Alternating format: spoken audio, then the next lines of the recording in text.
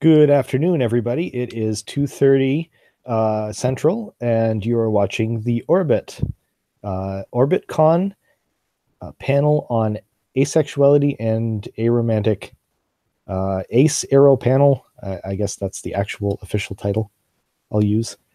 And I'm prepared to relay any questions for this panel.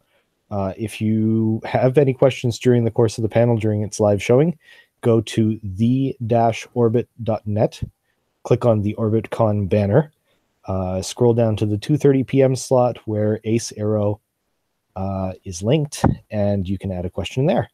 And go ahead, take it away. I'll turn off my camera now. Okay, hi, I'm Siggy, and I'm moderating this panel. I'm known as I'm a blogger at FTB. My blog is called A Trivial Knot, and I actually organized a similar panel 3 years ago for FTBCon. So there will be a little bit of overlap, but we have all new panelists besides me. And I want to emphasize that we really want to answer audience questions for this. So again, you can go to the Orbit and find the post and leave a comment to ask a question. Okay, so we'll begin with introductions. Mary, could you start first? So, hello, I'm Senkestra, or I also go by Sen for short. As far as pronouns, I use she, her, they, them, but it's pretty flexible on that. So I'm currently living out in the west coast of the US. By day, I work at an insurance company, standard, stereotypical boring office job. And then in the rest of my time, I do a lot of asexual activism and community organizing. So currently the projects I'm involved with are, I do a lot of local ACE community organizing in my city, where I do organize a lot of regular ACE social meetups, as well as various educational events, conference presentations, panels like this, etc. I also work for the ACE Community Survey Project, which is a volunteer-run annual survey where we connect and analyze demographic data on the ACE community, which is kind of a big need right now, since there's a lot of questions we have about the ACE community, and there's only starting to be some research on that. I also do some occasional blogging at nextstepcake.wordpress.com. And a few years ago, I also previously volunteered with AVEN, the Asexual Visibility and Education Network, which is an online asexual forum, and also at the time was pretty much the only resource for asexual people when I was, a fresh-faced college freshman being like, oh, I think I might be ace. Like, how do I find out about this? Like, can I meet people like me? Are there people like me? And in terms of personal identity, so I am what we would call asexual and also aromantic. So asexual basically means I've never really been sexually attracted to, anyone. And then aromantic, because I've also never really been romantically attracted to anyone. And in my case, I've never really had, in my experience, any kind of attraction. So I just kind of say, the easiest way to describe for myself is, well, I'm just not interested, in boys or girls or anyone else really. But that there is also a wide spectrum in the ACE community. So you're going to see some other representation from some of our other panelists. And in terms of atheism, on the other hand, I feel like I kind of had almost an opposite trajectory of my involvement with the ACE community. So with atheism, I like to say, I was born and raised atheist. My parents were atheists. I had a relatively non-religious peer group, so I never really questioned that at all. It was just like, well, of course there's no God, right? And then nothing ever came along to prove otherwise. So that's never something I had to question or doubt, really. And also because I already had this kind of built-in family and peer network, I also never really felt the need to seek out organized atheist spaces in the way that I sought out and eventually created my own organized ACE spaces. So it's kind of been interesting in terms of my interaction with the ACE community has involved a lot of seeking formal spaces and formal movements, whereas for the atheist community, I've done almost the opposite, and it's almost all just personal relationships and, maybe reading the occasional podcast or blog. All right. So Emily, could you go next? Sure. Hi, I'm Emily Karp. Sorry, I don't have a banner like my nice co-panelists. She, her pronouns for me. I'm a 28-year-old sex-averse asexual. While I primarily identify as asexual, I also do identify on the aromantic spectrum. I'm gray panromantic. Being aromantic, which is sometimes abbreviated as ARO, like ARO, or just aromantic spectrum, can mean a lot of different things to different people, just like being asexual can be defined a lot of ways. But for me, basically, I would love to one day have a very platonic relationship. No kissing, no sex, but yes, maybe even raising foster children or adopted children together with a partner. And I'm also open to some sort of polyamorous arrangement. I'm not really sure how to answer questions about if I'm monogamous or poly or what. And, you know, I'm open. I live in Maryland and I work in Washington, D.C., kind of a boring office job like Synkestra. And my passions are for atheist activism and especially asexual activism. For about 2.5 years, I volunteered for Recovering from Religion, which is a nonprofit organization you may have heard of. First, as an agent on their peer-to-peer support helpline for people doubting their beliefs or for those needing atheist-catered resources and support. And later, I volunteered as a host of their podcast, and I've helped organize a DC metro area non-religious millennials in-person type meetup for about 2 years. And that was all started after I had started having experience helping organize and be an event host for asexuals of the Mid-Atlantic meetups that are also in person in my local area.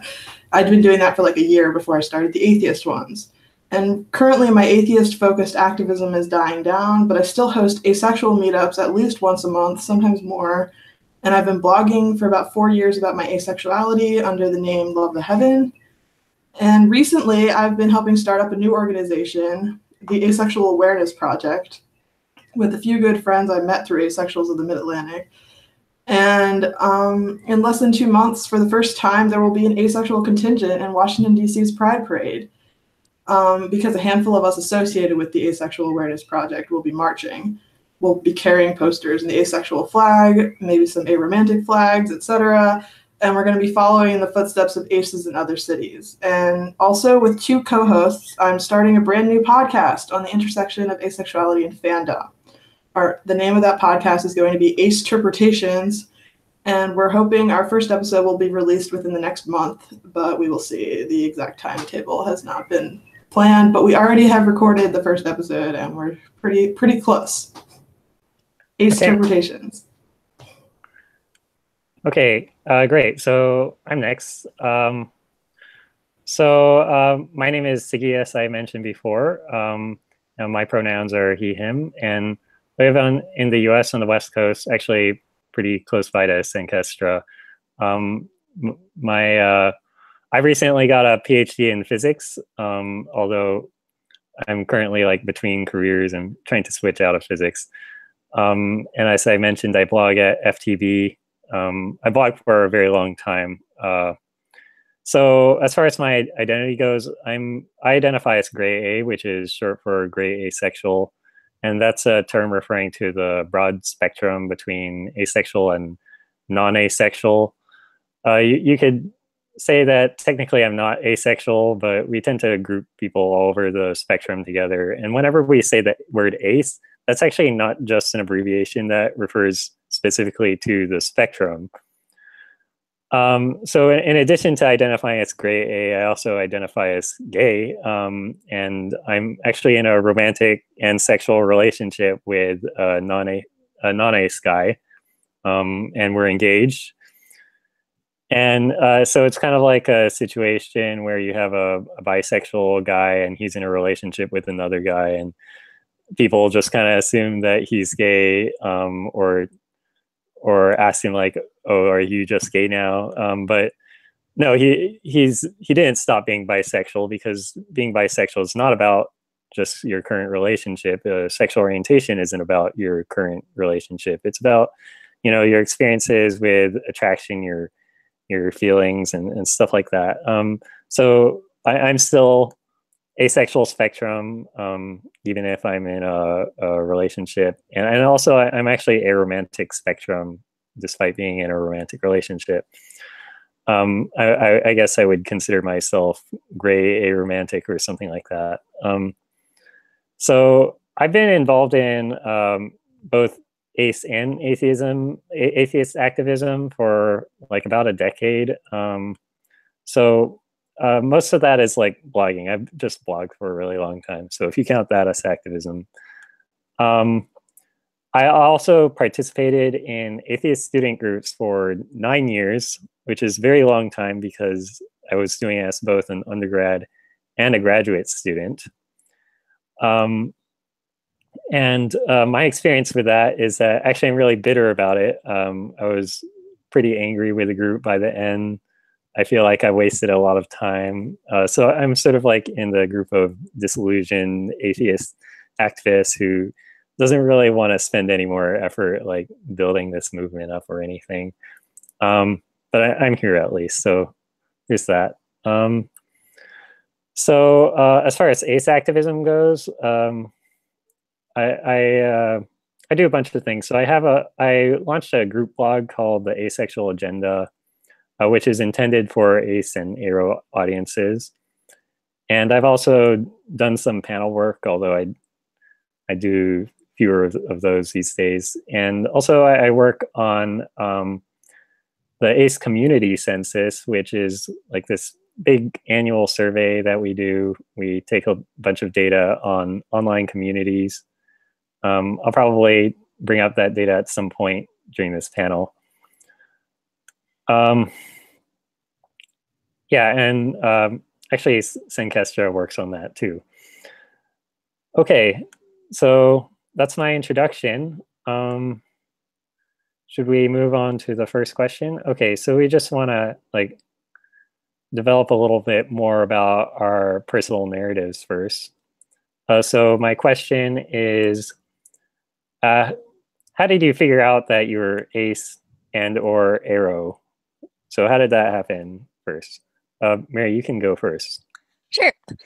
So for me, kind of figuring out that I was ace and figuring out that I was aro kind of came hand in hand, because when I was, like first teenager in middle school and high school and figuring out like, oh, so what's this whole sexuality thing? At that point, I'm not thinking about like the difference between romance and sex and is there a difference in types of attraction? I'm just like, why do all these people like boys so much? Are they just like faking it? I feel like honestly, I went through, especially when I was like much younger, so like middle school, I honestly didn't think about sexuality or anything that much, or dating or anything like that. I honestly was under the impression that all those other girls who are obsessing about all these like boy bands and all these other guys who are talking about all these girls, they're totally just faking it for attention, right? It's like peer pressure and you want to look at adult and nobody actually cares. Because I didn't care, so I assumed that everyone else felt the same. So I was just like, these silly people pretending to have crushes all the time. And pretty soon, it became obvious and I became a little less oblivious and was like, oh, no, they're definitely not faking it all. So then I started to realize, okay, clearly everyone doesn't feel the same way I do. But at that point, my next kind of logical conclusion was like, well, maybe I'm just too young. Maybe I just have to wait a couple more years and then puberty will finish working its magic and I'll wake up one day and I'll be like, oh, boys, I get it. So then I waited and that revelation still didn't happen. So then my next thought was like, okay, well, I still don't get the appeal of boys, so maybe I'm into girls. And, that lasted like maybe a week. And then I was like, okay, no, I'm like trying to like look at girls and think about girls. And I am just as bored as when I was trying to think about whether I was into boys. So then I was kind of back to square one for a while. Maybe I just need to wait even longer, or maybe I'm just bisexual, but really, really bad at it. And then, so I kind of honestly went back to just not thinking about it too much and figuring out like, oh, maybe it's when I go off to college is when I'll start liking dating, or when I'm 30, all the couples I know who are married are in their 30s. But then, I spent most of the time, I was a total nerd in high school and honestly still. So I spent a lot more time thinking about anime and Dungeons and Dragons whenever than I did really struggling about my sexuality. But then one day I was browsing on the internet on TV Tropes, which some of you may know is a total trap. You go there thinking you're going to spend 30 minutes, and suddenly it's been 3 hours of reading through all these pages about tropes and cliches in media. And there was one day when I had started just going through all of these sexuality trope section, just clicking one thing, clicking to the next. And then I ran across this page that was called Asexuality. And I started reading it. And while most of it was examples from fiction, it also started with, a basic overview of, hey, there's these people called asexuals who aren't sexually attracted to anyone. They have this forum over at Avon. And I'm reading this and I'm like, oh, this actually sounds like me. And so then I clicked that link to Avon and I started reading posts there, and I found even more things that were like, oh, this also sounds like me. And this was kind of a big deal for me, because before that point, when I read people's descriptions about, like sexuality or figuring out their feelings in puberty or whatever, their teenage chicken soup for the soul and things like that, they always just read as totally fake to me. Like, this doesn't seem right. And at the time I assumed, oh, it's all this cheesy teen lit. Of course it's all fake. But then I realized, oh, it's not because the writing was so fake. It's just because those weren't my experience. And now for the first time, I was reading writing by other people that did line up with my experience. And that happened, I think, roughly when I was a junior in high school. And at that point, it wasn't necessarily a light bulb revelation, but that was when I started thinking, oh, this might be me. And it still took a couple years for me to really get set in that. For a while, when I started kind of tiptoeing into these other online ACE communities and talking to other ACE people for the first time, I identified for a couple years as what I called like tentatively asexual, because, I was like, well, maybe when I'm 17, puberty will kick in. Wait, maybe when I'm 18, puberty will kick in. Maybe when I'm 19, puberty will kick in. But then at some point I was like, this is silly. I'm tired of waiting for this mystery revelation that at this point I can say is probably not coming. And I decided, what? Without any further evidence, I'm just going to say, I'm asexual. And at that time, I'd also learned about kind of the romantic spectrum too. So probably aromantic. And I figured if something changes in the future, then I'll worry about that in the future. But for now, asexual and aromantic are the best descriptors for what I'm currently experiencing. And then, like 7 years later, I'm here and they're still the best descriptors. So I think that was a good choice.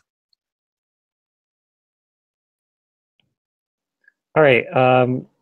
So Emily, would you like to go first, or should I go first?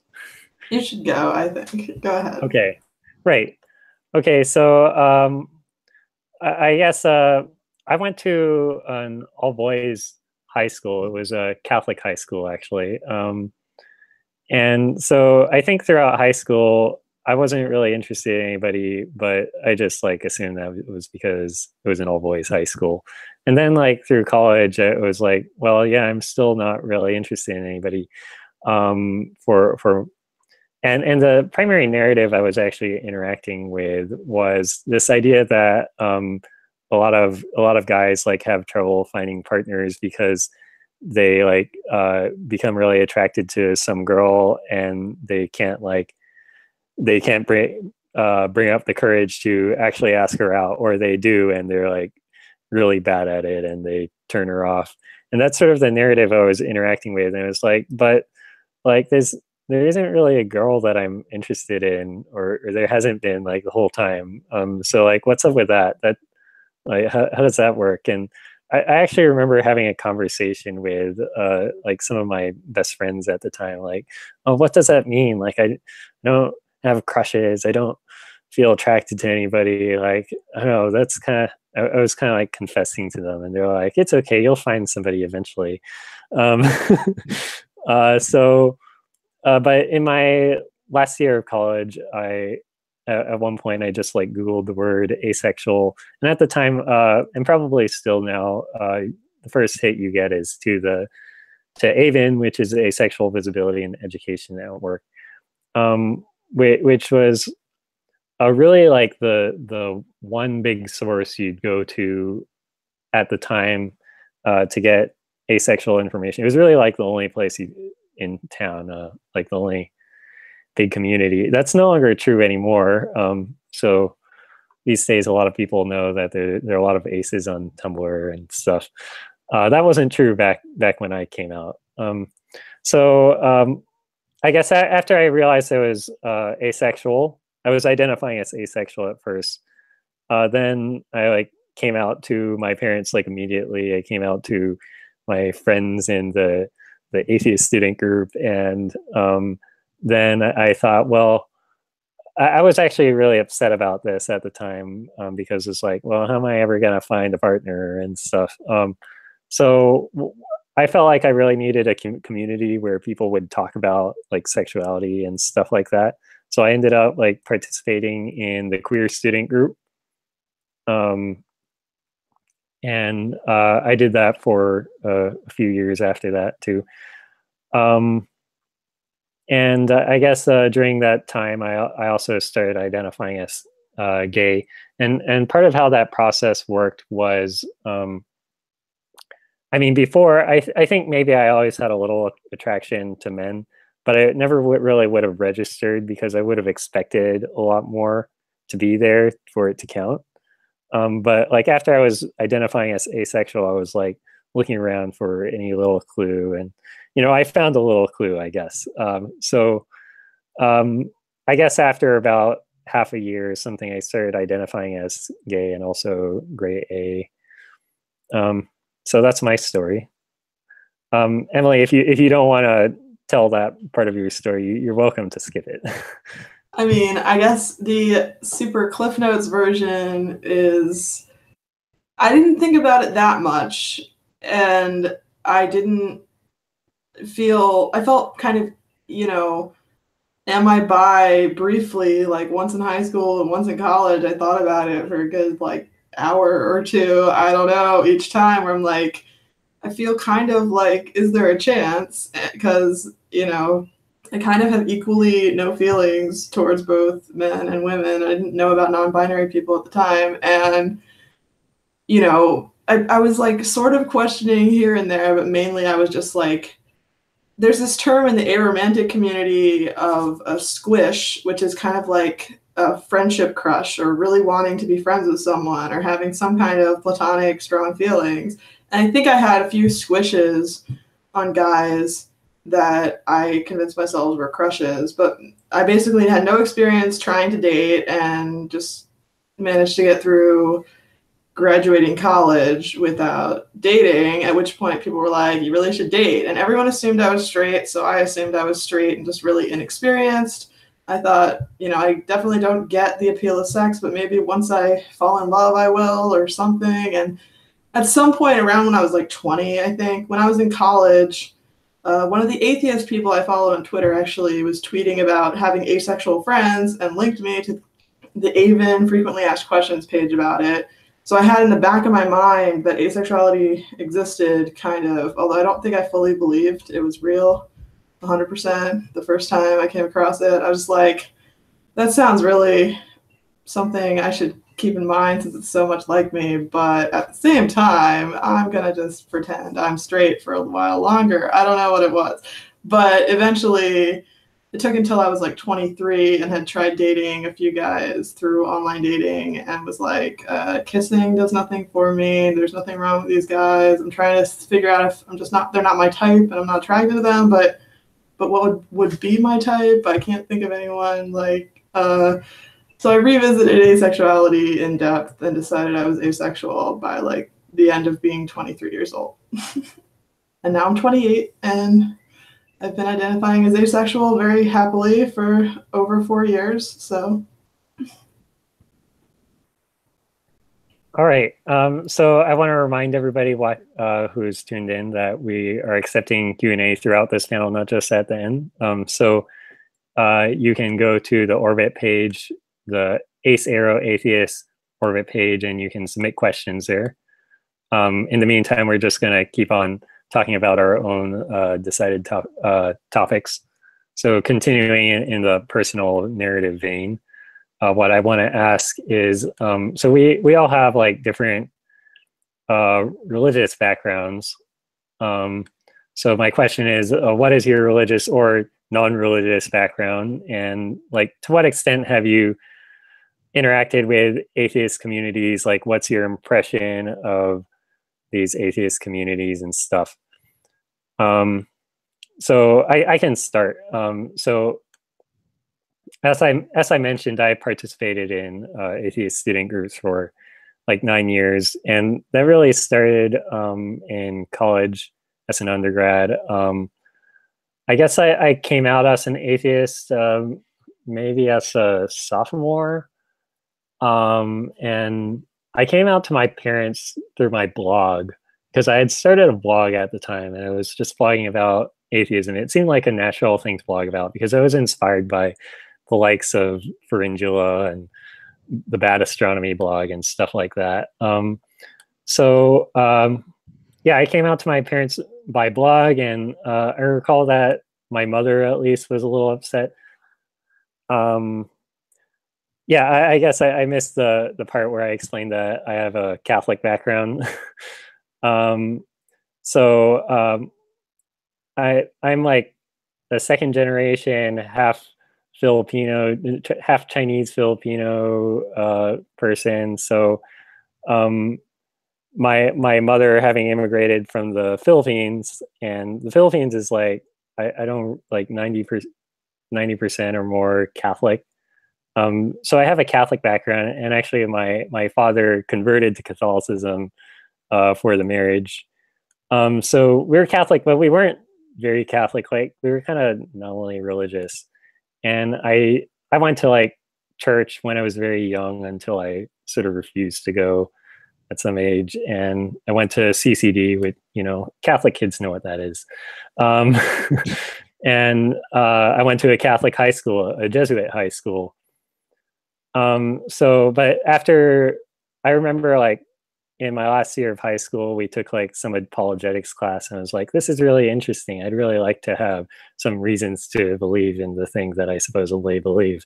And at the end, it was like, yeah, there really aren't reasons to believe in the things I believe. So maybe I should stop believing in them. And, so I was kind of like identifying as atheist in college. And then it took me like another year to come out. Which really it shouldn't have, because my parents were mostly very accepting of it. And so after that experience, that's actually why I came out as ace, like basically immediately, because, I had some experience with like positive experiences with my parents. So I didn't think it was a huge problem. And also I had negative experiences with being in the closet, which was terrible. So yeah, that's kind of my background. As far as interacting with atheist groups, I've already mentioned, like, I'm kind of a disillusioned activist by this point. Yeah, student groups, they're not very effective activist organizations, at least the ones I had experience with. So that's enough said about that. So would either of you like to answer this question? Sure, I can answer next. So as I mentioned before a little bit, I consider myself sort of born and raised atheist. Both my parents were atheists, and as far as grandparents, they range from non-religious to vaguely celebrates Christmas, and that's about the extent of their practicing religion. So I never really had to go through any of the confusion of like, oh, well, is there a God? I just sort of started with the basic premise of like, oh, well, of course there's no God. Religion is like metaphors, right? And I never encountered any evidence to convince me to think otherwise. So because of that, I didn't really have that much exposure to religion growing up, outside of basically the totally commercialized appropriate aspects that I'm sure like hardcore Christians love to complain about. So, we did the Christmas tree thing and the presents, and we put out eggs for the Easter bunny so we could get chocolate. Basically, if it involved candy, food, or gifts, we were all for it. But otherwise, any aspects of Christianity were just kind of left behind generation ago. So growing up, honestly, my main my peer group was not necessarily atheists, but there were a good helping of atheists, and even the people who were religious were not super vocal or aggressive about it.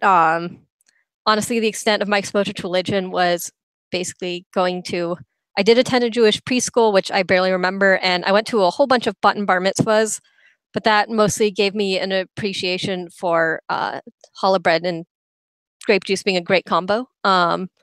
But other than that, I never really had that much exposure to religion or religious pressure until college, at which point, I had formed my identity enough. So getting constant invites to, come get free food as long as you listen to 3 hours of us telling you about your relationship to Jesus didn't really have much of an effect on me. And so partially because of that, I didn't really feel that much of a need to seek out any kind of organized atheist groups. I already had an atheist and non-religious support network back home. So the extent of my early sort of atheist community exposure was like, I have some friends, we'd celebrate National Talk Like a Pirate Day and make pasta for holiday and put some, flying spaghetti monster stickers on our car. That was probably the closest I got to anything even tangentially related to organized atheism. When I got older in college, I started following occasionally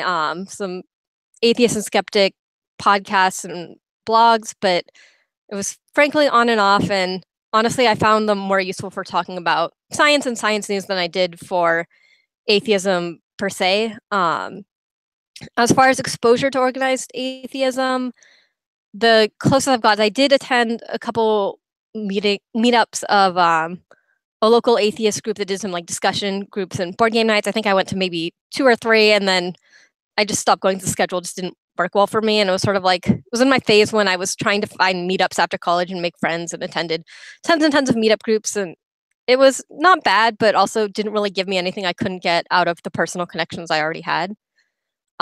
So my situation as far as organized atheism is like, I'm aware that there is a movement, but I'm tangentially involved at best. So I don't really have any strongly negative experiences, but I don't necessarily have any strongly positive experiences either.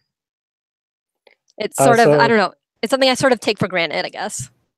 So I have a question. So I guess the atheists, like within the atheist community, especially around like the orbit and stuff, we're very aware of like big schisms in the atheist community, and we're always complaining about like, your Sargon of Akkads and stuff like that, like all the anti-SJW people. Like, do you like get any of that? I'm not interacting too much with the atheist community. Do you hear anything about that? Do you have any impressions? I actually fairly frequently hear about it, but usually my impression is, I see articles like, oh, this major atheist figure, said this offensive thing about women or whatever, and it's sort of like I see it, but it doesn't mean much because like I have no idea who this person is, how important they are, how famous they are. It's just like, oh, I'm glad I don't have to deal with that drama in my life, is honestly a lot of my reaction. I feel like when it comes to organized atheism, I feel like I've always been a little bit skeptical of some of it. Or not, that's not the right word, but it kind of seems like the kind of organization where it's part of the reason that I think I haven't felt the need to seek out atheist communities more strongly is I feel like, well, there are some things like with ACE groups, when there are active organized groups, they generate a lot of resources and like good communication that I can't get just with a regular peer network. Whereas I feel like a lot of the conversations and things that I see in organized atheist communities are not necessarily any better than I can get from sort of more unaffiliated, non-religious or atheist peer groups. So I think it is something where, as far as communities I'm involved in go, atheism definitely has a lot of issues as a movement that do make me somewhat wary of getting involved in heavy activism. So I don't know if that answers anything at all. Yeah, it's just good to have a more of an outsider perspective. Emily, would you like to answer the question? What was our question again? Sure. Something about religious background, or what was your religious background? How much have you interacted with atheist groups? Yeah, I mean, I mentioned a little bit in my intro, but like you, Siggy, I had a Catholic upbringing, I guess, and it wasn't like extreme Catholicism, but I did go to CCD. My dad and my dad's whole side of the family was Jewish, Reformed Jewish, although my dad basically was nothing, but he didn't identify as an atheist or anything. there were a lot of like borderline atheists on my dad's side of the family, and just in general, the fact that they weren't Catholic had me doubting how true Catholicism could really be, probably from a very young age. So I'm not sure if I ever fully believed in God, but I kind of was convinced that everyone else believed in God, and I just was missing something. So when I found out that it was okay to be an atheist around college, I kind of got extra excited about it and got kind of sucked into the blogs and the podcasts and the movement and, you know, Christopher Hitchens' book and whatever else. Like, so it's weird because I'm not sure why I was so attracted to the whole movement. I think I was lonely and I didn't have many friends to talk about like philosophical concepts with that I really didn't appreciate skepticism and things that were really interesting. I told my dad and my brother immediately. I didn't have contact with my mom anyway at that point. And so basically my entire immediate family I told, and essentially they became atheists within a week or two of me talking about it and showing them cool podcasts about atheism. They were like this close, like they were like already very agnostic or something anyway. And yeah, I think I don't know. So I spent a few years interested in like fighting the harms of religion as much as you can with like one-on-one messaging with creationists and people who, you know, believe in the literal Bible, and, you know, talking with strangers on Twitter, and mainly just watching other people fighting the good activist fight. And eventually it did get boring. Eventually I got tired of it, and I did join a secular student group, some kind of humanist and atheist group in my college. But that was not the easiest way to make friends, so I kind of wasn't super in love with it. I only went like probably 3 or 4 times. I don't know. I was lonely, but it didn't make me less lonely. So I didn't see, I think I enjoyed the online community more at that point. And I figured out I was asexual and became obsessed with that instead for a while. And around when I started to be pretty comfortable with asexuality, I was interested in maybe volunteering for Recovering from Religion's hotline that was starting, because I still occasionally had some free time to listen to podcasts, including some of the old atheist ones I've been listening to. So I heard that this was starting, and I think I related, it was like as hard for me to figure out I was asexual as it can be for some people to figure out, like, to let go of religion. I was letting go of being straight or something. I think I had like a lot of sympathy, even if I didn't have a direct experience, and I wanted to help people in that way. So I became more involved again with atheist stuff as I surrounded myself with a bunch of people in the atheist community in that volunteer environment. I was just around a bunch of people who still did read all the blogs. So even if I didn't, they told me what happened on the blogs or whatever it was. So I'm in that weird space. I decided to check out in-person atheist meetup groups because I was recommending them to people on the hotline. And I was like, what am I recommending? And I kind of did like them a little bit more than the student one I joined. So I was like, there was parts that I liked, and like they're okay and stuff like that. And I've been hosting a millennials and kind of Gen X to like younger generation specific one, because the main one in my city was getting too big, and they suggested that some of us younger people start a new meetup for younger people. And I was like, I can help do that, sure. So there were like 10 of us who started it, and now there's like 2 of us or 3 of us left organizing, with like a couple new people volunteering to organize with us or something. It's not very popular, so it might die off. I'm not sure what the future of that group is. We get like a couple people at each meetup that are new. People don't come back that often, but sometimes they do. The people who do come back, I have made good friendships with, though, and I do appreciate that. So I'm not 100% sure what I want to do with that meetup. In general, I'm a little disillusioned with all sorts of aspects of organized atheism, but I'm also just ready to move on, I guess. It's not really all their fault. It's just like it was a stage in my life that's over now or something. Hard to say. I don't know. Okay, we already have 3 questions from the audience. So I'm going to go through them one by one. Okay, so one question is, how have attitudes towards ace and aro changed, presumably over time is what is meant. So we actually have a lot of experience here because some of us have been around in the community for a long time.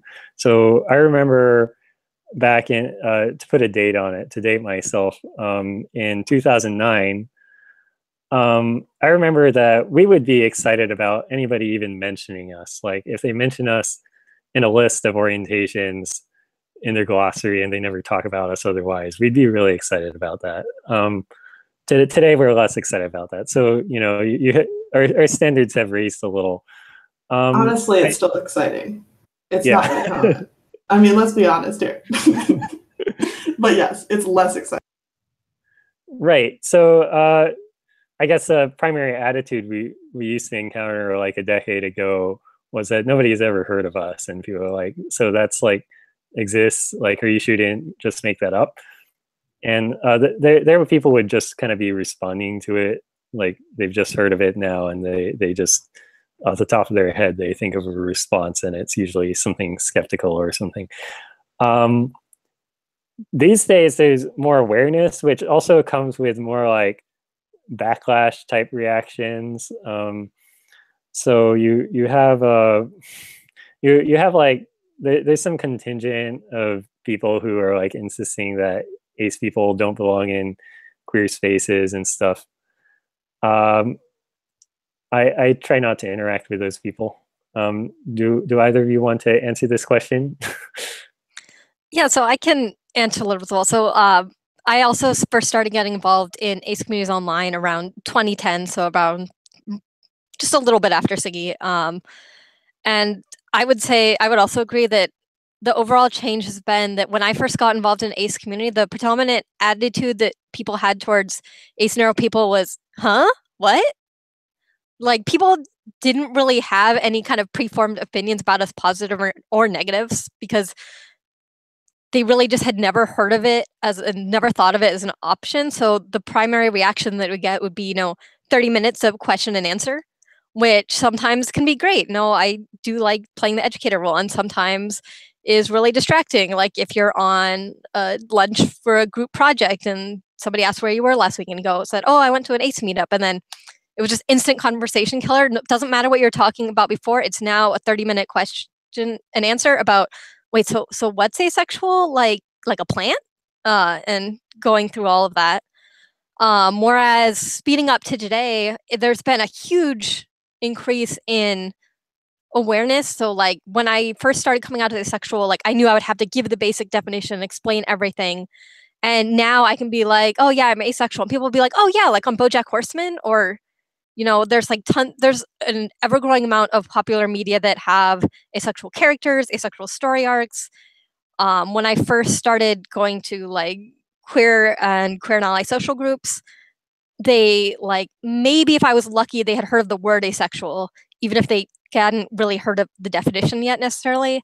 Now I've gotten to the point where pretty much every like at least vaguely queer aware and sexuality aware group knows at least a little bit about asexuality, even if they're not super experienced with it. I get to the point where now when I tell people I'm asexual, one of the most common reactions is, oh, hey, my friend, roommate, brother, whoever is also asexual, which is a huge change. The kind of downside of that increase in awareness is there's also an increase in negative and hostile opinions, because, it's hard to be hostile to someone you didn't know even existed. But now that we are becoming more well-known and more recognized, there is a lot of that backlash. As Siggy mentioned, some of it is from the ongoing debates of, what should the relationship between asexuality and other parts of the queer or LGBT community be. There's also some backlash from people who view asexuality as kind of like a repressive identity and be like, oh, you should stop talking about being asexual because you're going to make all these teenagers think that they're asexual instead of their real orientation. Because there's a lot of people who assume like, well, I can't imagine not liking sex, so nobody could really feel like that, right? There's also occasionally some backlash. There's a lot more skepticism about asexuality for some reason now that people who have had time to hear about it and form their opinion of like, oh, it's totally fake and totally a lie. Whereas before people didn't jump to denial necessarily as much because they just got broadsided by the topic and didn't have time to get set in their opinion of how it was fake or whatever. So it's been interesting. There's been a lot of pluses to having more knowledge around, but it also means that I also have to be wary of coming into a space and then finding out that, oh, everyone here has really negative opinions about asexuality already. This is going to be harder to work with. But just that change in awareness has been I would say, by far the biggest change. Right. Emily, I don't know if you wanted to answer that question, but we could move on if you want. Okay. So the other part of this question is, do you see any difference in attitudes between from the atheist community and other communities? So anybody want to comment on that? Emily? I mean, like, I was in the atheist community around 2010, and there was the zero awareness aspect from what I could tell. And now it's very much, if you come out as asexual in the parts I frequent, they say okay and don't ask you questions, which then makes me uncomfortable because I don't know what they think I mean by asexual, and I don't know what percentage of people get it and what percentage are just not wanting to pry or something. But in general, there's like, you know, the schisms in the atheist communities. So there's the people like, was it the Amazing Atheist who like criticized asexuality and like in depth at one point, and there's a lot of people who just don't accept all sorts of aspects of like non-binary people existing, and they happen to be atheist. Those people are also likely to scoff at asexuality, but I don't really hang out on that side of the atheist communities, especially the millennial-centric in-person meetup I hang out at. People tend to, in that atheist culture that I, you know, curate, that they tend to already kind of know something about asexuality, and it's really refreshing, and they're really accepting, honestly. I've had pretty positive experiences overall. Mainly though, it does feel very predominantly straight. Like it feels hard to find anyone queer at all in a lot of the atheist spaces, I find, unless you go to specifically the queer, like the people you already know ahead of time are queer, like certain podcasters or something. Like, especially in-person community. I haven't been able to come across an atheist community where I'm always the only not straight person around, it feels like, unless they're just closeted. I can't really tell. But, you know, a lot of people are openly married to someone of the opposite gender and don't say anything otherwise when I come out as asexual, so. Right. So I can talk about my experiences too. So obviously I blogged about being an atheist and being ace for like 10 years. So I have that experience there.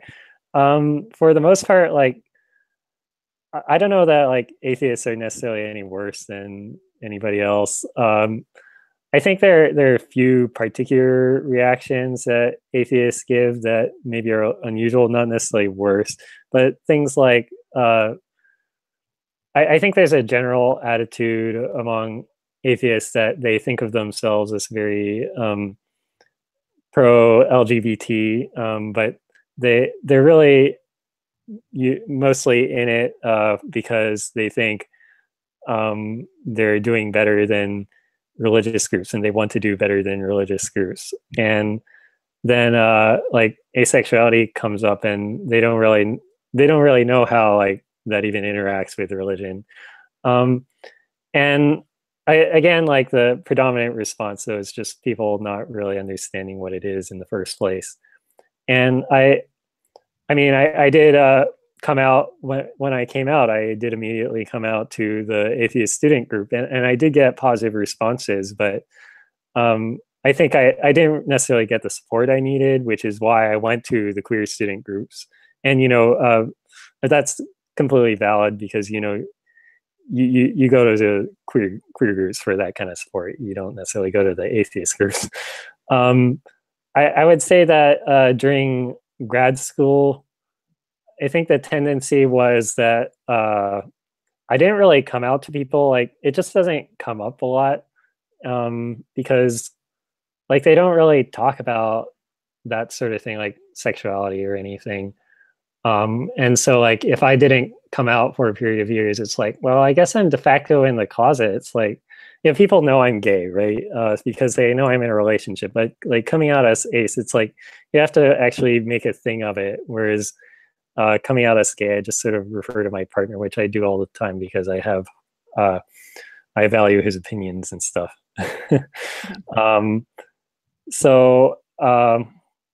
But again, this is like particular to my experiences. So this, our atheist group was, there are a lot of queer people actually in the student group, but they don't necessarily talk about it that much. And it fluctuates. If the people in that group never really gave me a problem about it, but again, it's just like, it didn't come up. Yeah, so Great. yeah, so I can add a little bit. So actually for me, one of my kind of few ventures into organized atheist groups was going to a session of one of the local atheist meetup groups in my area that had regular discussion nights, and one of their discussion nights was on the topic of asexuality. So when I saw that post, I was like, oh, you know, I've been meaning to check out this group for months. This is like exactly in my alley, so I should go to this discussion meeting. And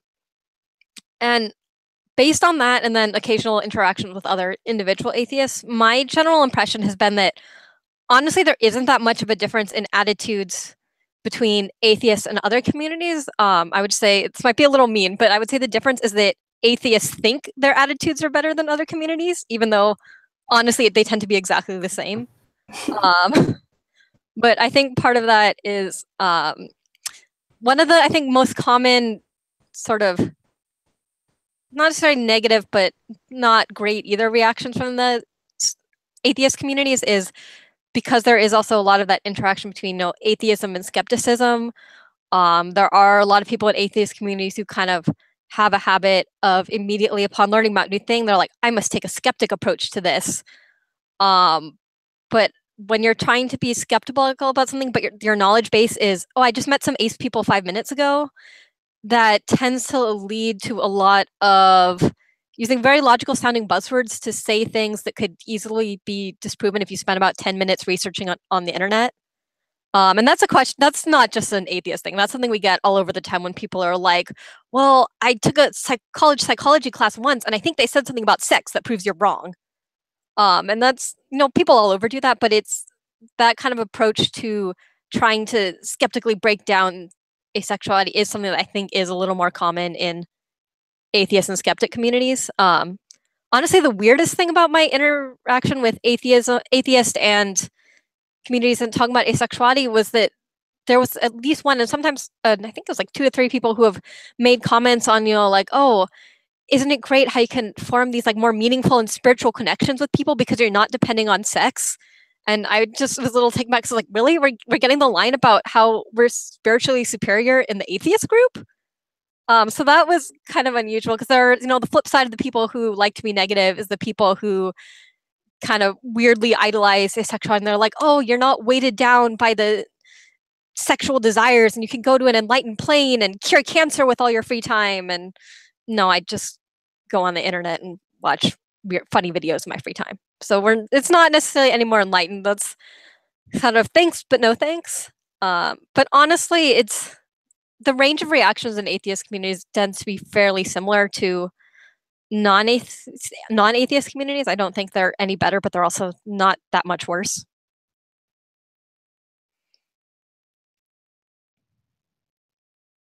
Right. Okay. So here's another reader question. So this is from Alex. People who don't accept that ace people are marginalized sometimes suggest there's no religious hostility towards us meaning us aces, presumably.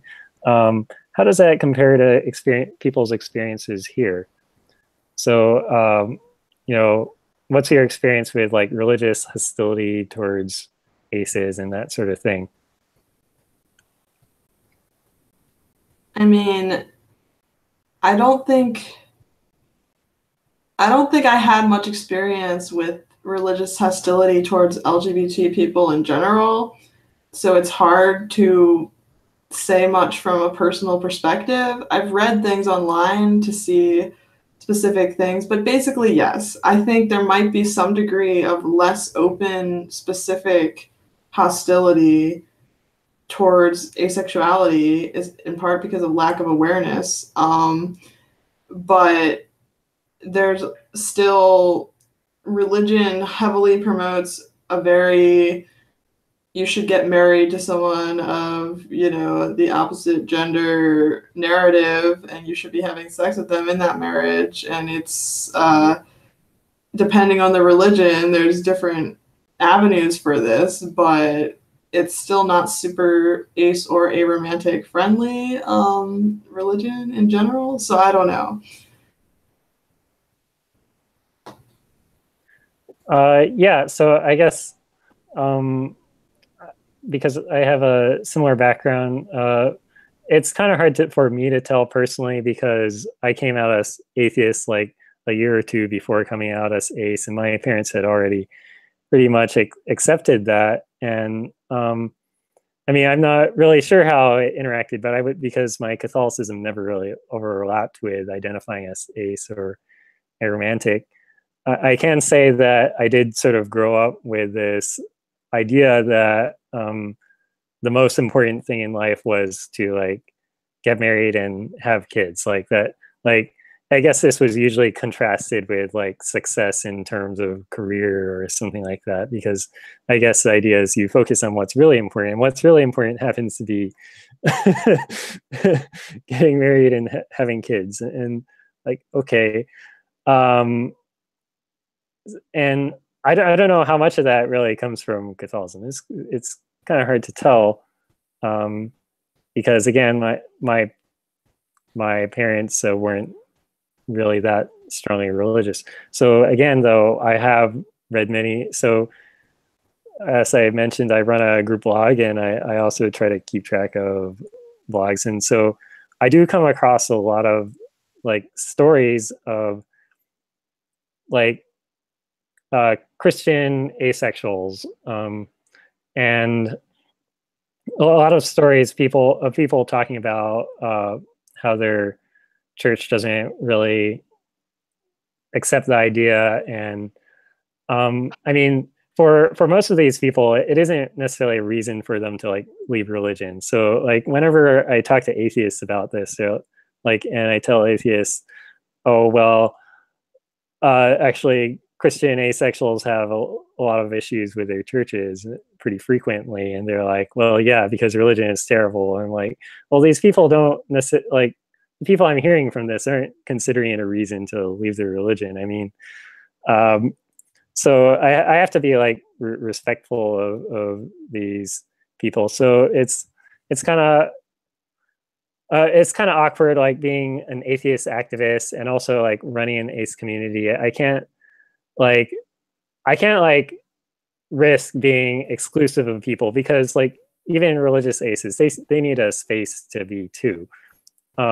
So I mean, I want to like stay outspoken and stuff, but I don't necessarily want to push people away. I think what I often end up doing, like there have been a few times where I actually have to correct people's like stereotypes of atheists, or people like say something about atheist activists, and I say like, well, you know, that's actually like a stereotype of atheists, that they're like always angry. And it's true that some atheists are angry, and sometimes they're right to be angry, but also like, you know, atheists will say anything and people will consider them angry, and try to explain to people that this is a stereotype. It's been around for a long time. And my experience is that people get it when I tell them, especially when I use that language of stereotypes. It's kind of funny, like in atheist communities, like nobody hardly uses like the language of atheist stereotypes, but I use it in like ace communities. Everybody knows what I mean there.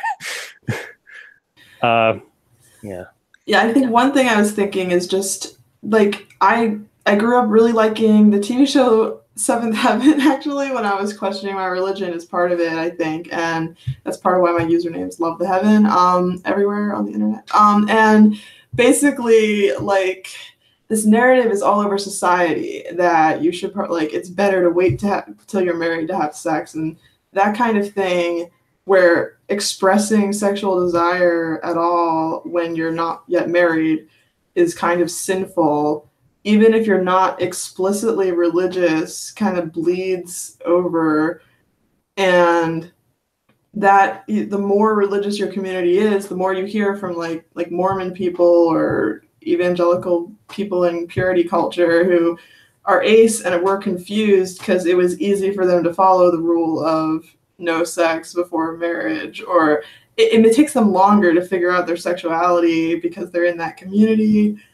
And just stuff like that, I guess. It's a complicated set of interactions depending on exactly where you fall on the ace spectrum, exactly how you internalize certain messages. Like, I mean, I interacted with a lot of atheists. I had the atheist skeptical mindset. I think it took me so long to figure out I was ace because I was too skeptical of it. Like, I don't even know. And like my boyfriend, before I figured out I was asexual, but I was sort of in the process, he was like, are you sure you're not repressed from being raised Catholic? Is that why you're, don't have enough like urges that are sexual? And I'm like, I wasn't even that Catholic, but I don't know, maybe. Like, I was very, there's all these messages in society that like religion makes your sexuality repressed and all sorts of things that are really complicated to unpack, I think. So I don't know. So just to chime in a little bit on my end. So in terms of personal experiences, I haven't had that many interactions with religious hostility, mostly because I've just gotten really good at avoiding religious spaces and religious conversations. The few interactions that I have had haven't come from being ace per se, but more from my involvement with queer groups that I've volunteered with. So, I've volunteered with the campus Queer Straight Alliance and groups like that. And then we have gotten some pushback. People come by and be like, oh, look at the queers, or come up and put the Bible and tell us about how, we've been led astray and we need to come back to Jesus. But that's not necessarily, on the one hand, it's not because of my asexuality per se. They're not looking at me saying, oh, I can tell that one's an asexual. They're just like, oh, look, they're sitting next to the rainbow flag. They must be some kind of not straight. So a lot of the kind of pushback I've gotten from religion hasn't necessarily been because I was asexual per se, but because I was perceived as, some part of the broader queer not straight community. But then on the other hand, the whole reason that I had sought out and joined and started working with a lot of these queer groups was because of asexuality. So it does still tie back. But I also wanted to just kind of put out a plug for the topic of kind of the relationship between asexuality and religion. There's actually a really good zine that was put out. There's a blogger called The Atheist who talks a lot about their relationship between like Christianity and asexuality. And they hosted a zine a couple years ago where they collected submissions from a whole bunch of different people talking about their experiences being asexual and interacting with Christianity and the church in different ways. So that's some really good reading if you want to see some experiences from people who are asexual and have a lot more interaction with religion than some atheists might have. So I recommend that reading. And I also want to mention it's called Aces in the Church, and it's a zine. Yeah, so I just want to also mention one of the takeaways from that is that people often assume that, like, oh, especially in atheist communities, they often assume, like religions, especially like Christianity, they hate sex, so they must love asexuals. But I think one thing that's pointed out by people who are often more involved in religion is that it's not necessarily that Christianity especially hates sex. It's more that they think sex is so special that it can't be wasted on, anything premarital or not straight or anything like that. So it's not that they want you to not have sex ever. It's very specifically that they want you to save it for, a Christian heterosexual marriage. And so when people talk about, being asexual, they don't get praised like, oh, great, you're resisting sex. It's more like, what? You're turning down this glorious gift from God of your like married sexuality, but how are you gonna like get married and celebrate God and have this communion. And so I think that's something that I know as an atheist, we often focus on why are they complaining so much about LGBT people? But religion doesn't necessarily actually lead to hating sexuality or automatically approving of asexual people. And that's something that I honestly didn't realize either until I started talking to ace people who were more experienced with the religious community. So I think that's kind of an interesting takeaway that I've gotten from those conversations. Okay, I want to point out that we have like about 15 minutes. We are still accepting audience questions, by the way. I would like to add a little, because this is an ace and aro panel, I'd like to add a little note about, like, even if it were somehow true that these religions hated sex, like, for the most part, they're still like in favor of romantic relationships, and they still like uphold that as some sort of ideal.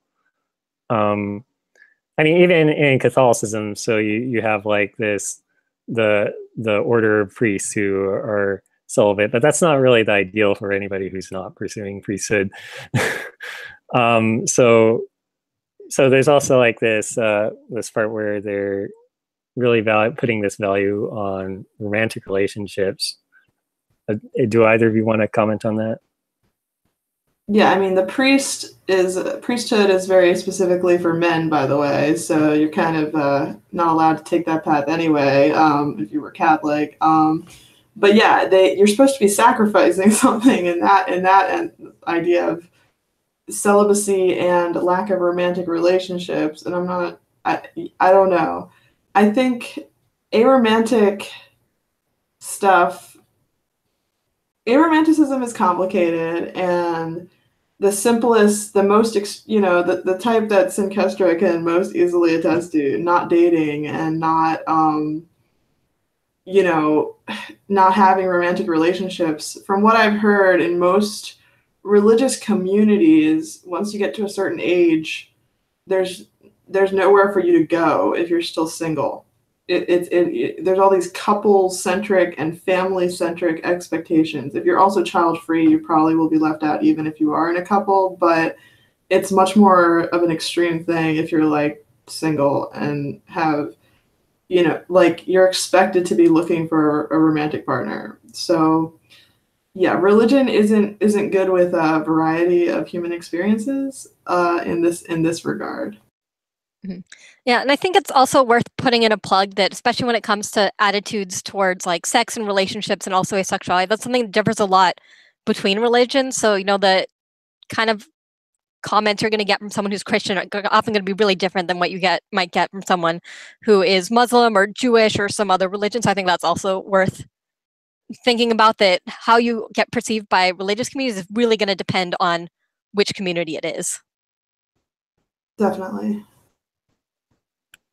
Okay, so let's try to get some other questions in here. So our panel talked about like going beyond awareness. So can you tell me what you think that means? Like, what sort of things would we do beyond awareness?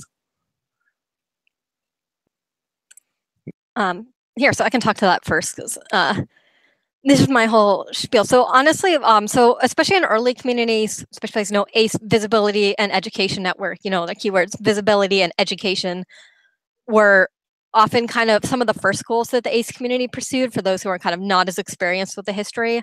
There's a lot of focus on, just getting people aware of asexuality. And there was kind of a big premium put on that, because for so many of us, even though we had all these questions about what was going on with, like, why am I not feeling these like sexual feelings? Why am I not getting these crushes? What's going on? We didn't even know that asexual was an option. So without that kind of awareness and visibility of asexual as an option, we had no way to seek out other kinds of support and resources. But as we mentioned before, there's been a huge explosion in awareness and visibility, so that now, people are aware that we're out here and that they can seek us out. So now the next question is, okay, well, now that people are finding us and connecting with our community, where do we need to go from here? And some of the things that I've been working with, one of the things is just general like community and resource building. When people kind of become aware, like, oh, hey, asexuality is a thing, often the next question is, okay, I want to talk about to other people with similar experiences. And so building places where people can connect, not only online, but also offline, because there's nothing that can really replace talking in person with someone else can be really important. And that is something where there's been a lot of growth. When I started looking for ACE meetup groups, there were like maybe 5 cities that had a regular group. And luckily I was in one of them. Today there's way more active groups. But then once that need is met, there's also, especially in things like healthcare and especially mental health care, there's a lot of kind of demand for ACE friendly, or even at a minimum ACE aware professionals, because especially when it comes to mental health, there's a lot of judgment from medical professionals who aren't familiar with asexuality. It's a really common experiences for ACEs to seek out healthcare, whether it's, maybe you need birth control for like period pain, or maybe you're seeking out a therapist because your student and exams have given you a huge amount of anxiety and you're having trouble dealing with it and you're looking for professional support. But then as an asexual, unfortunately, that professional support often turns out to be very unprofessional, questioning about your sexuality, asking personal questions about like, wait, but you've never had sex, you've never wanted it, are you sure? Or sometimes judgments like, oh, you've never had sexual action, don't worry, we can fix that for you. And other things that are just really not a supportive environment when you're trying to get healthcare. So that kind of access to competent healthcare, whether it's, gynecological care or your primary doctor's appointment or health or like mental health care, that's one of the kind of really big avenues where there's a big need for that, but we're only kind of just starting to toe into activism in that area. Also, my personal pet interest is research. There's a lot of questions about the ACE community, whether it's, how many of us are there? What kind of problems do we experience? Are there certain demographics that have faced more hostility for their asexuality or things like that? And there has been a big boom in academic research starting in like roughly 2013, but it's something that's still a very niche field. And so trying to build up the data so we can even understand what problems we have that we need to solve is kind of what I think one of our key goals right now is, and at least one for me that I'm very interested in. So on the note of like mental health providers, so one particular issue is specifically like help for victims of sexual violence. And there are like a lot of very ACE-specific issues with that we've been recently talking about them in ACE communities, like on our blog, the Asexual Agenda. We were talking about we were talking about how therapists would like, one of the narratives is that you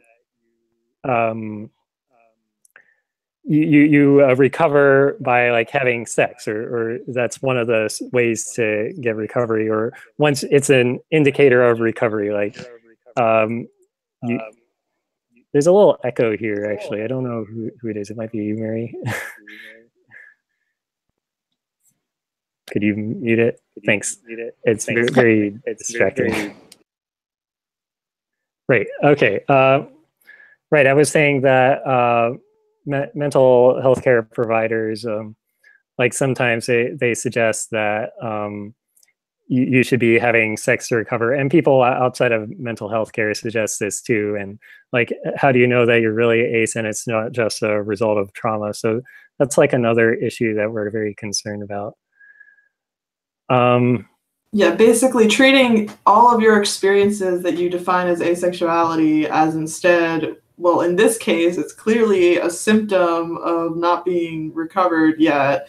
And people are like, we basically need people who are in any avenue helping, survivors of sexual violence, accepting that some percentage of them are asexual and it's okay for them to still be asexual even years after their assault, because guess what? Asexuality can be a lifelong orientation for lots of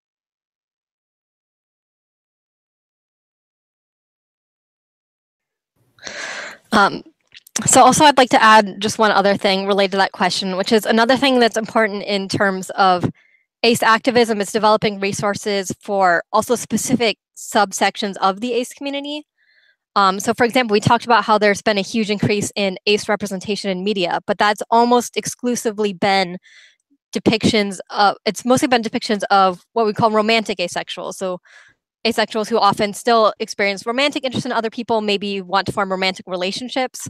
Whereas when it comes to things like aromanticism, which is something a lot of us experience, that's lagging years behind of asexuality in terms of understanding and representation. There's lots and lots of actually asexual resources you can find now. There's hardly any aromantic specific resources, which can be especially difficult for people who identify as aromantic, but maybe not as asexual. And then in addition to like specific demographics, so for example, if you are asexual but don't speak English, there are some alternate language communities that are really active, especially like the Spanish language ace communities have become a lot more active recently. But for example, if you're in the US and you want asexual resources that are not in English, that's going to be extremely difficult to find. Or if, for example, like asexual people of color often are going to face different challenges than, you know, a lot of the predominantly white parts of the ace community. And so there isn't necessarily a one-size-fits-all approach to what resources aces need. And while we've started to get some sort of general ACE resources, there's a lot of people within the ACE community who might have more specific needs that still are not being met. So not entirely in response to that question, but one thing I like to think about is like comparing to the agendas of many atheist organizations, particularly the student groups I had experience with.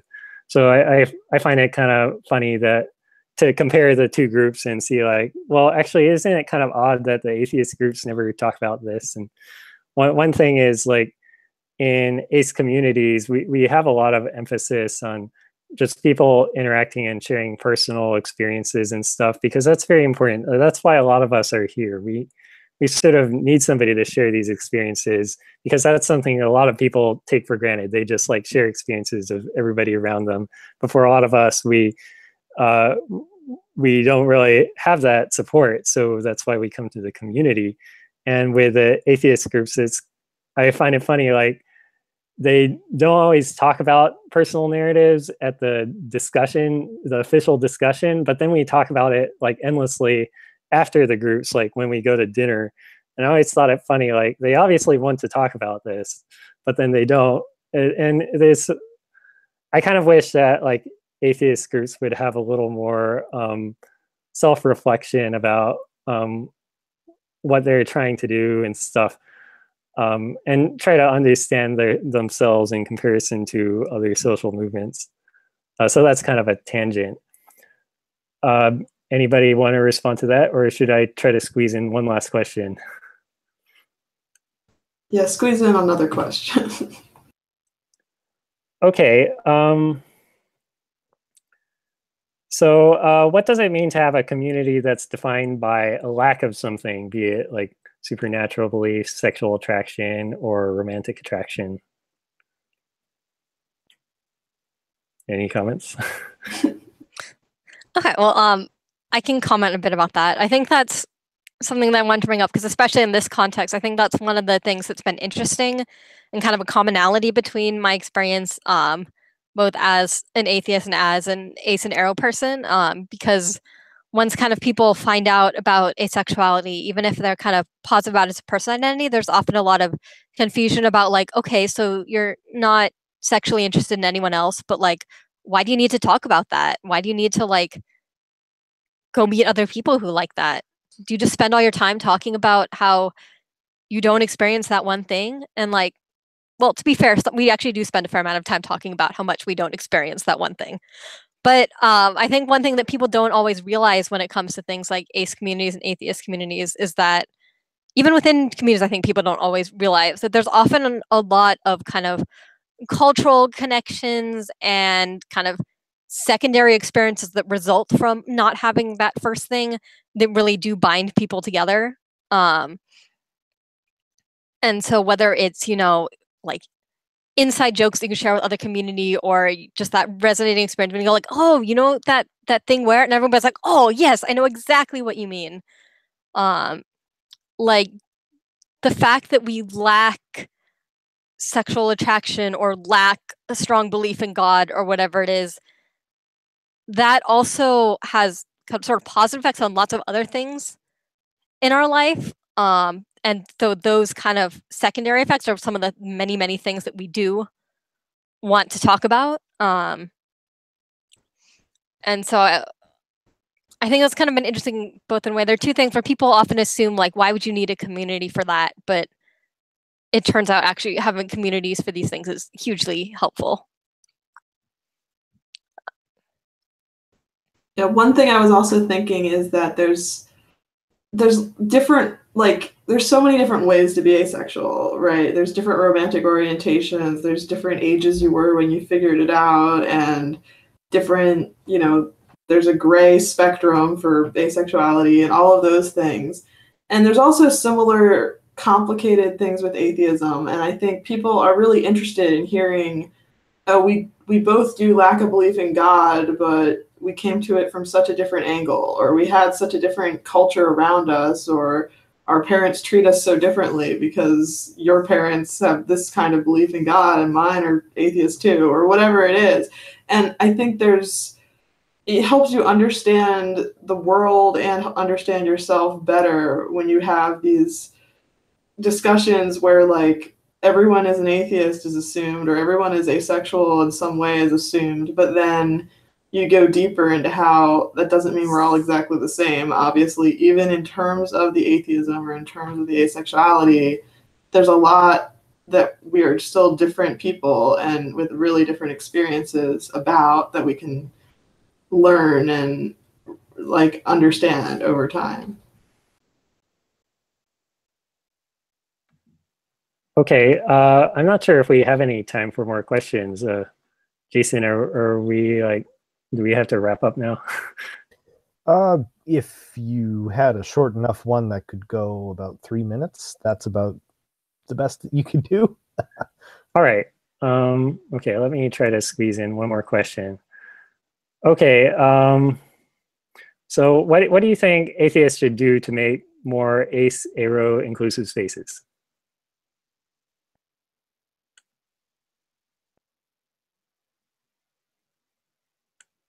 Do you have any ideas, Siggy?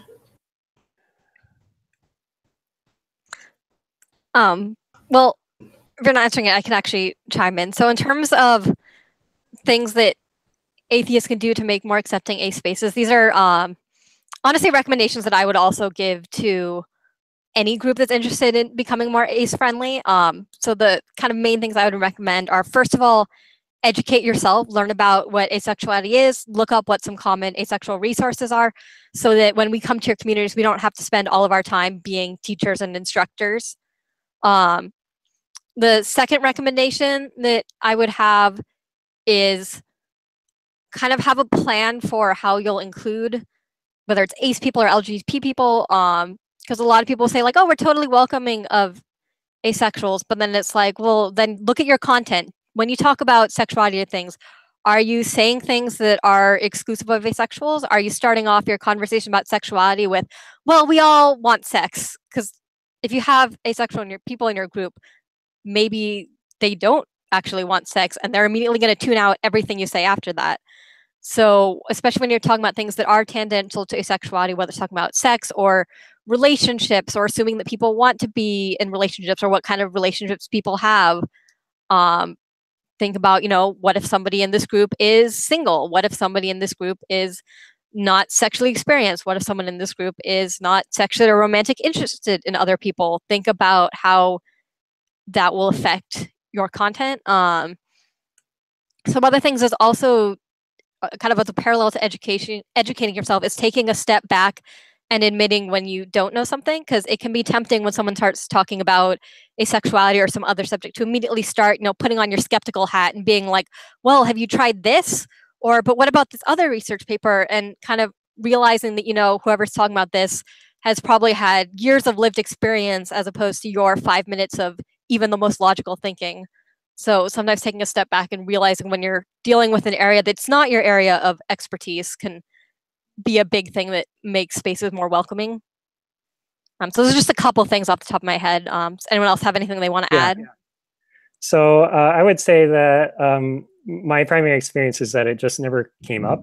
And it seems like maybe it should have never come up, but actually like asexuality and like spectrum stuff and arospectrum stuff, that stuff actually should come up much more often than it does, because it's not like people aren't talking about sexuality. People are talking about sexuality in atheist communities a lot, and it really should come up. Like, okay, even if like you just want to talk about the general population and assume like nobody's ace, you have to remember that even non-aces, like there's a lot of diversity in terms of how people relate to sex and romance, and like whenever you talk about this, you should mention it and you should take it into account in your opinions. Like, it's not just something you can push aside, like, oh well, those people who are different, we'll just like leave them for another conversation. So it really should come up more often than it does.